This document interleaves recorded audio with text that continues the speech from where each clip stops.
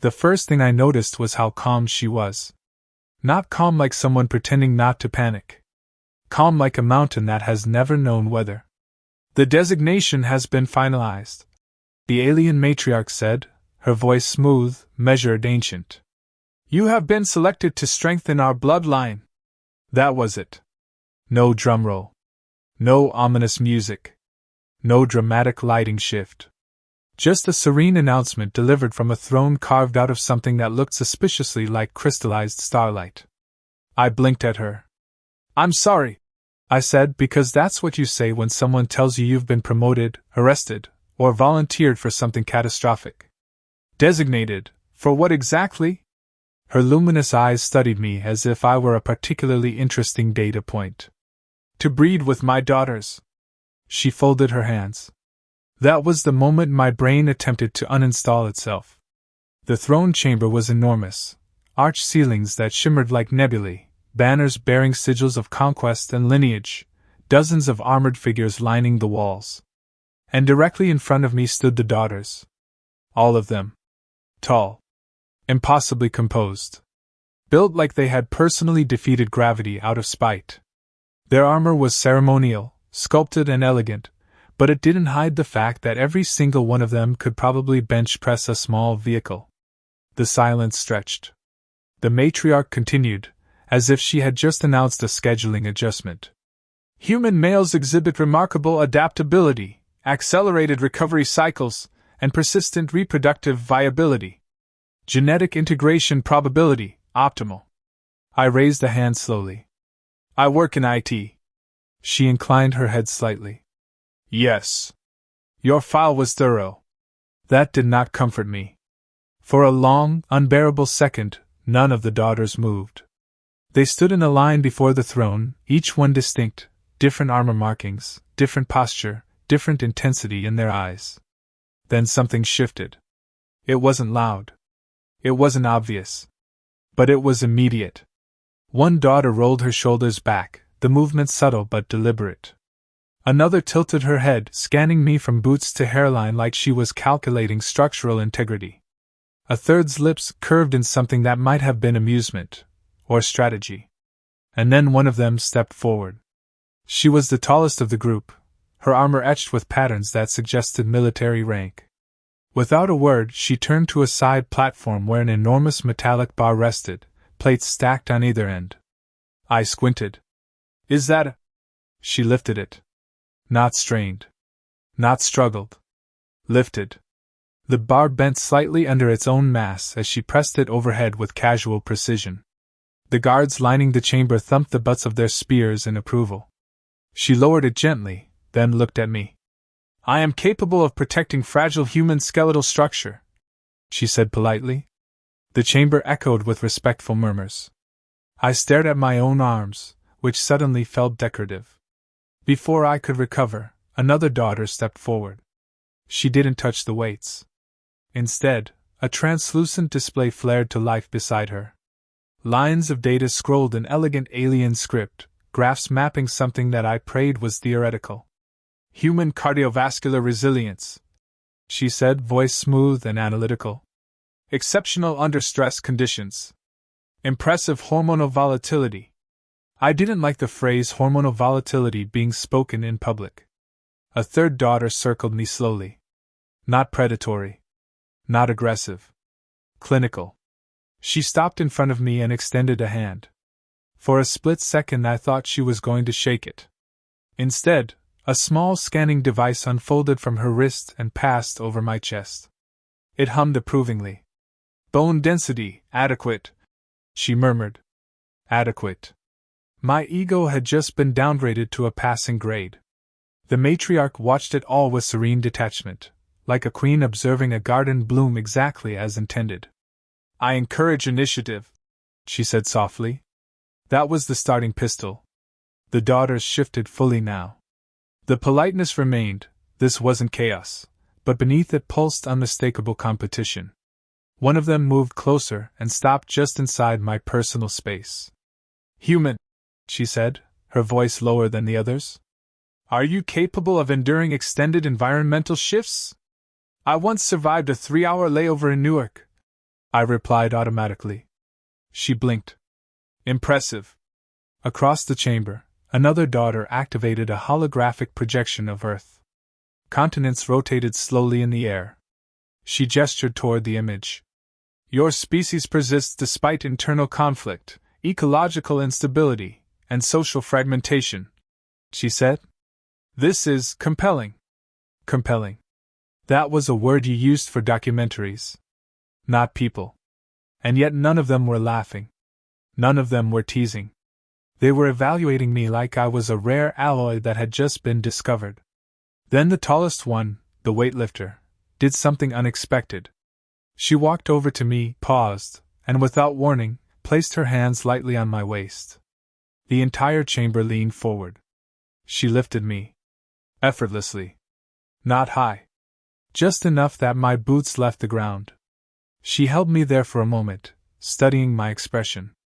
Weight distribution manageable, she concluded calmly, then set me down as gently as if I were made of glass. I adjusted my jacket, trying to recover whatever scraps of dignity remained. You know, back home, this would be considered extremely forward. Courtship requires clarity, she replied. Another daughter spoke up from behind me. Emotional transparency is efficient. Efficient. That word again. I turned slowly, realizing something horrifying. They weren't flirting. They were strategizing. The matriarch finally rose from her throne. The motion was unhurried, deliberate. The entire chamber fell silent again. My daughters, she said, you understand the significance of this designation. Yes, matriarch, they answered in unison. She looked at me. You may observe, she added, almost kindly. Observe? The tallest daughter folded her arms, eyes narrowing, not at me, but at her sisters. The analytical one adjusted her display. The one with the scanning device stepped subtly closer to my right side, staking invisible ground. This wasn't romance. This was a battle royal conducted with immaculate manners. I swallowed. Across the chamber, servants began repositioning platforms, bringing forward equipment, data terminals, even, unbelievably, a sculpting array. A sculpting array. One daughter had already begun feeding my facial structure into it. The matriarch returned to her throne, luminous gaze sweeping across us all. May the most compatible prevail, she said softly. And just like that, the competition began. I woke up to applause. Not polite applause. Not distant applause. Full, echoing, ceremonial applause vibrating through the walls of the royal guest chamber I had been graciously provided. I rolled over and stared at the ceiling, which shimmered faintly with constellations that rearranged themselves in real time. For one hopeful second, I convinced myself it had all been a stress dream brought on by too much caffeine and not enough sunlight. Then a projection flickered to life at the foot of my bed. Good cycle, prime genetic asset, announced a hovering news sigil in a cheerful tone. Day 1 of compatibility trials has commenced. I buried my face in the pillow. Outside I could hear it, the low hum of organized chaos. Footsteps. Metallic clinks. The unmistakable thud of something very heavy hitting a platform. This was happening. A chime sounded at the chamber entrance. Before I could respond, the doors slid open with regal inevitability. The tallest daughter, the one who had lifted me like a grocery bag, stood there, armor gleaming, posture immaculate. Human, she said evenly. Physical demonstration phase has been scheduled. Scheduled? I croaked. Yes. There was no room for negotiation in that yes. 5 minutes later, I was standing on a balcony overlooking the palace courtyard. Hundreds of armored spectators gathered below. Banners rippled in the warm alien wind. Floating recording drones hovered at polite angles. I leaned slightly toward her. Why are there drones? For documentation, she replied. Transparency builds trust. I made a mental note to delete all my social media if I survived this. She stepped forward and addressed the courtyard with commanding ease. Today, I demonstrate my capacity for partner preservation. Before I could object to the phrasing, she turned, placed one arm securely around my back and another beneath my knees, and lifted me. Again. But this time she didn't just lift me. She leapt. The courtyard gasped as she cleared the balcony railing in a smooth arc and landed lightly in the center of the arena below. Not a stumble. Not a shake. Perfect balance. She set me down gently. "See?" she said, looking at the audience. "Minimal jostling." The crowd erupted in approval. I staggered slightly, trying to maintain what little composure remained. "I was jostled," I muttered. She tilted her head. "Within acceptable thresholds." "Of course." Before I could recover, another daughter strode into the courtyard from the opposite side. Her armor was less battle-scarred, more intricately etched. She carried no weapons, just a data slate glowing with shifting light. "Strength is predictable," she said, voice carrying effortlessly. "Emotional endurance is rarer." She turned toward me, and the projection behind her shifted to images of Earth, storms, cityscapes, crowded subways, protest marches, weddings, people laughing in the rain. "Human resilience," she began, and then, to my horror, she started reciting poetry. Not quiet poetry. Projected, amplified, rhythmically intense poetry comparing humanity to collapsing stars that refuse extinction. She described our species as stubborn meteors that burn brighter the closer we fall to destruction. At one point, she looked directly at me and said, "He is compact chaos given form." The crowd murmured appreciatively. I felt my face heat up. When she finished, she stepped closer, lowering her voice just enough to make it personal. "Your species survives through connection. I would study that closely." My brain short-circuited. Before I could process compact chaos as a compliment, a third daughter appeared beside a hovering holographic panel. "Transparency Initiative," she announced calmly. The panel flickered. And there it was. My Earth social media. Photos. Old ones? Me in college with an unfortunate haircut. Me at a barbecue holding tongs like they were advanced technology. Me in a Halloween costume that I had hoped the universe had forgotten. Gasps rippled through the courtyard. I pointed accusingly. "That is private." She met my gaze evenly. "Your privacy settings were inefficient." She enlarged one particularly embarrassing photo and turned to the audience. "Observe. Despite social awkwardness, he maintained peer bonds. Adaptive persistence." The crowd nodded like this was groundbreaking research. I wanted to be swallowed by a dimensional rift. Then, just when I thought it couldn't escalate further, the ground trembled slightly. A curtain at the edge of the courtyard dropped. Behind it stood a statue. A massive, gleaming statue. Of me. Specifically, of the exact expression I had worn in the throne chamber when the matriarch said the word breed. Confused. Alarmed. Slightly offended. It was flawless. The sculptor daughter stepped forward, brushing metallic dust from her hands. "I captured the moment of destiny contemplation," she said with pride. "It shall inspire future generations." "Inspire them to what?" I demanded weakly. "To consider," she replied serenely.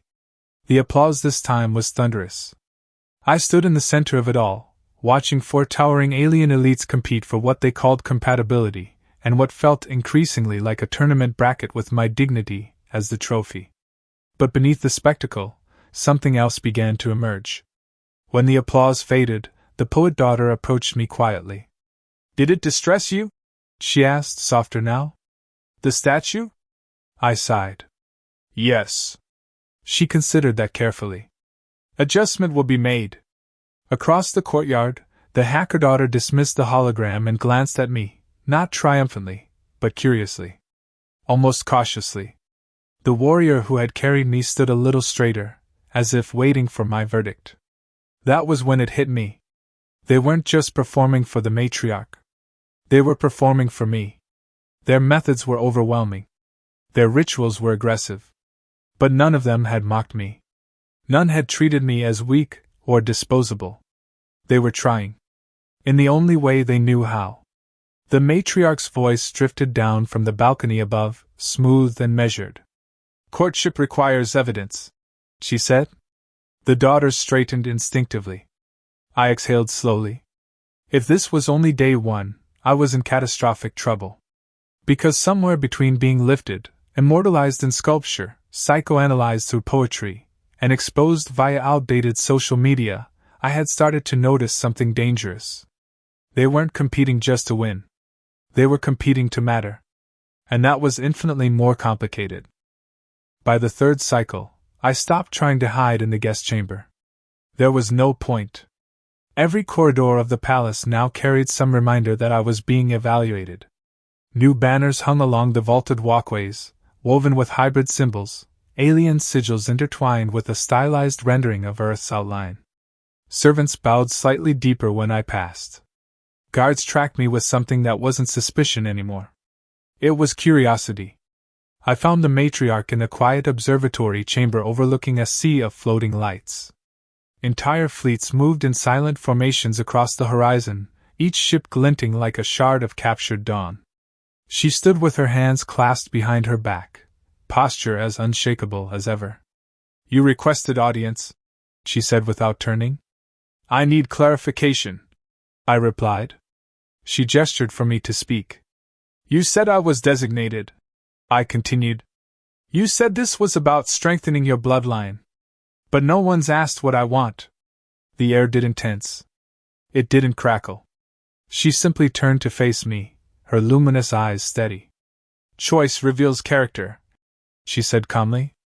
"We observe not only suitability for union, but response to pressure. That sounds like a test." "It is." I exhaled slowly, running a hand through my hair. "I'm not a trophy. I'm not a resource. And I'm definitely not a tournament bracket." Her gaze didn't waver. "Then do not behave as one." That answer landed harder than any physical challenge. When I stepped back into the central courtyard later that day, the daughters were already assembled. The sculpted statue of my confused face had been relocated, thankfully, to a less prominent pedestal, though it still gleamed with unnecessary dignity. They watched me approach. The warrior folded her arms. The poet tilted her head. The hacker rested a hand against her data interface. The sculptor brushed metallic residue from her fingertips. Waiting. I stopped at the center of the courtyard.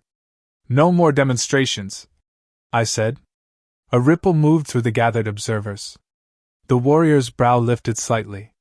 "You decline evaluation?" "I decline being treated like the finish line," I replied. "If this is about compatibility, then tell me something that isn't a performance." Silence. The hacker was the first to recover. "Clarify parameters."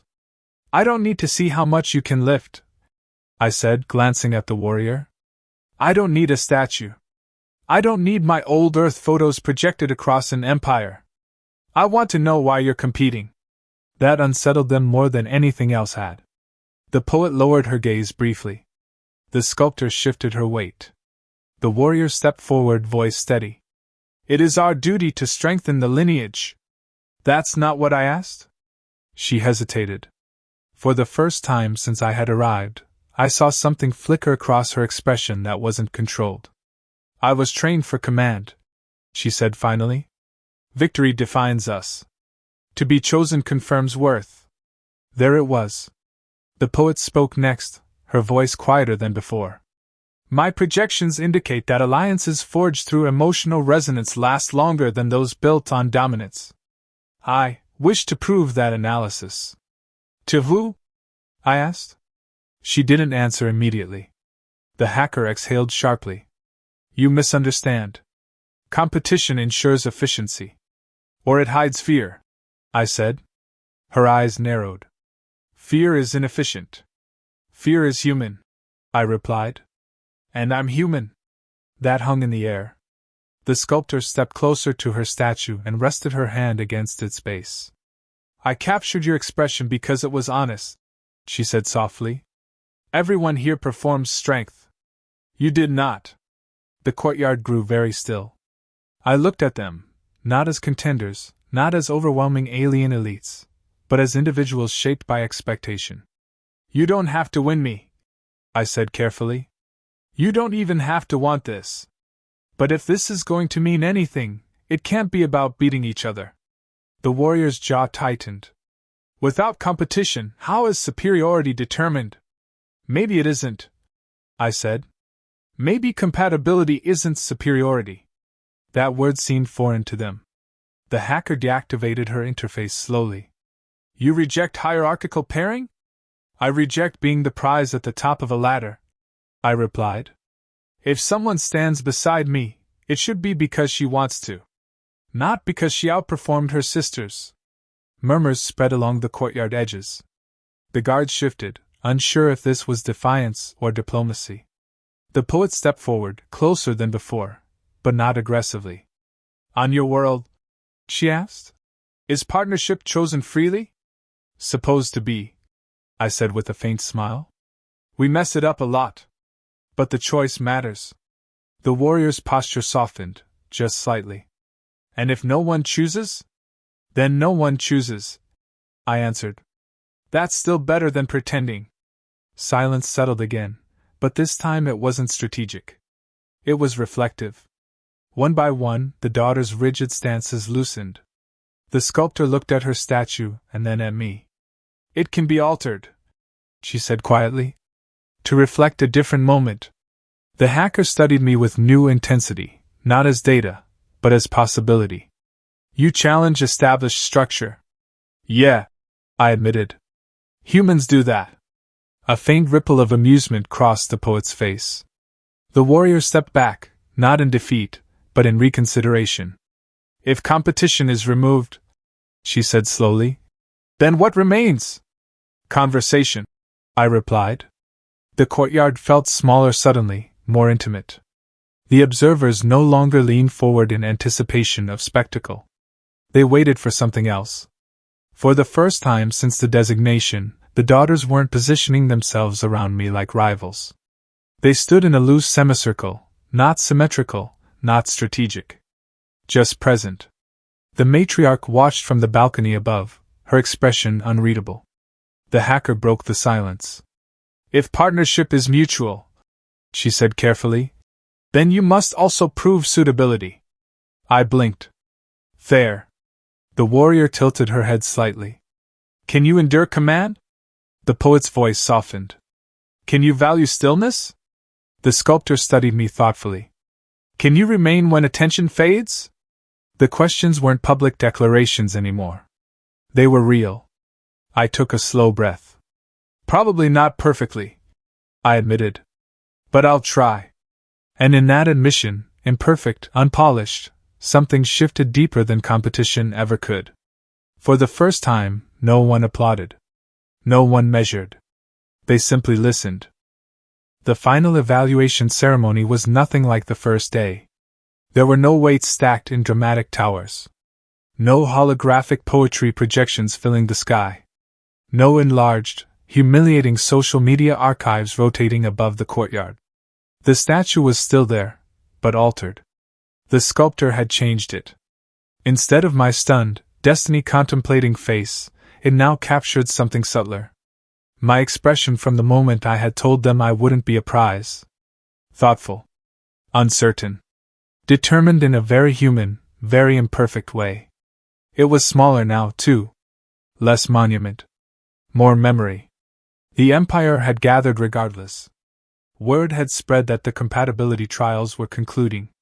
Nobles lined the upper balconies. Commanders stood in polished armor.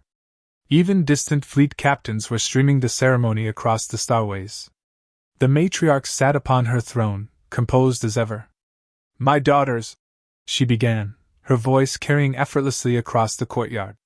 The designation nears resolution. I stood below, not elevated on any platform. Just on the stone floor like everyone else. The daughters stood in a line once more, but something was different. They weren't tense. They weren't angled toward me like competitors bracing for a sprint. They stood side by side. The warrior's posture was steady but no longer possessive. The poet's gaze was thoughtful instead of performative. The hacker's interface remained inactive. The sculptor's hands were clean of metallic dust.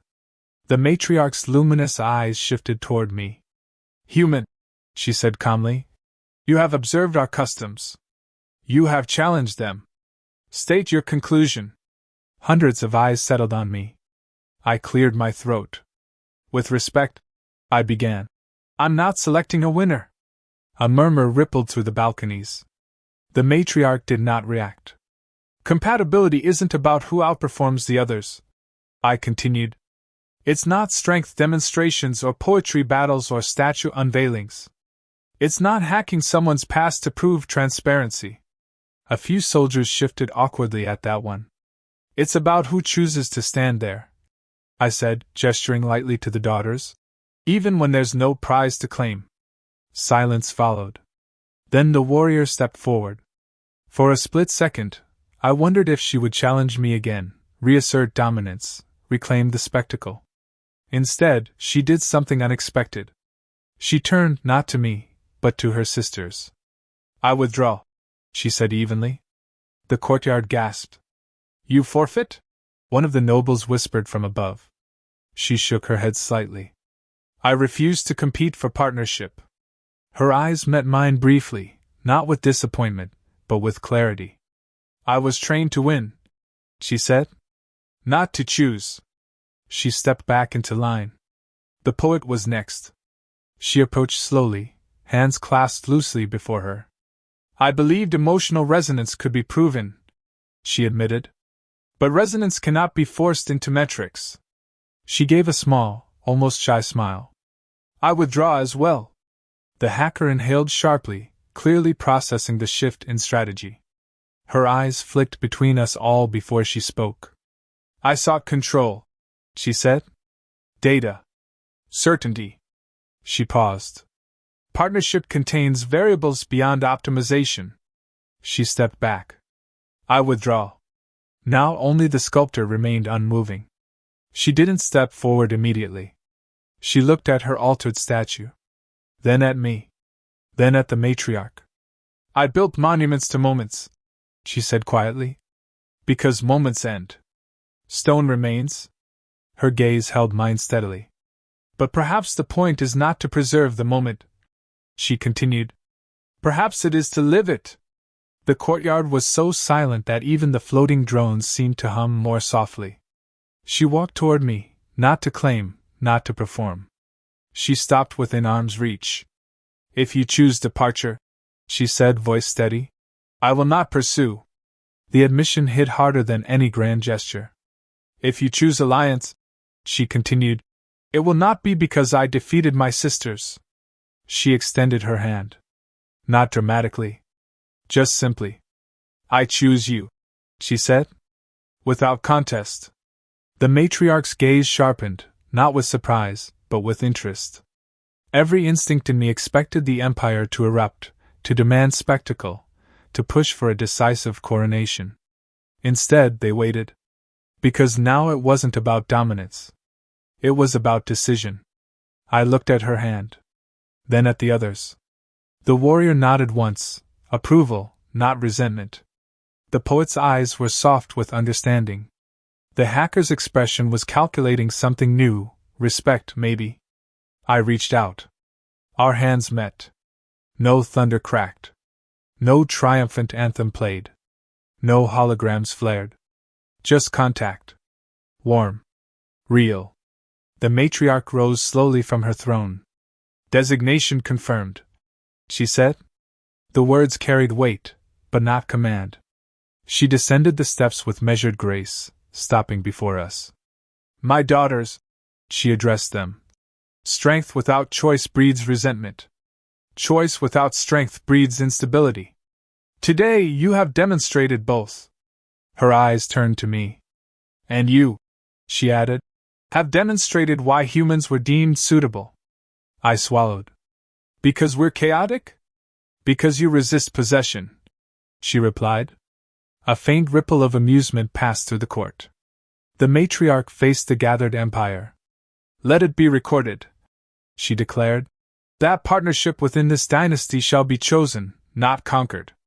That statement echoed louder than any applause ever had. Across the balconies, nobles straightened.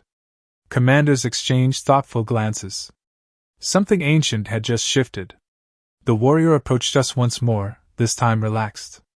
You have altered protocol, she said to me. Sorry, I replied. She almost smiled. It was overdue. The poet inclined her head. Your species destabilizes systems. Yeah, I said lightly. We do that. The hacker studied our joined hands. New variables accepted. The sculptor squeezed my fingers slightly, not possessive, not triumphant. Equal. The matriarch returned to her throne, but before sitting she paused. Human, she called. Yes? You did not win our battle royale, she said calmly. I exhaled slowly. I know. A faint, ancient smile touched her features. You rewrote it.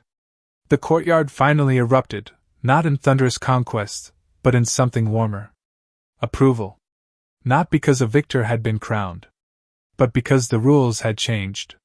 And as I stood there, still very human, still very overwhelmed, I realized something equally absurd and profound. I hadn't been designated to breed. I had been designated to challenge. And somehow, against all logic, that had been enough.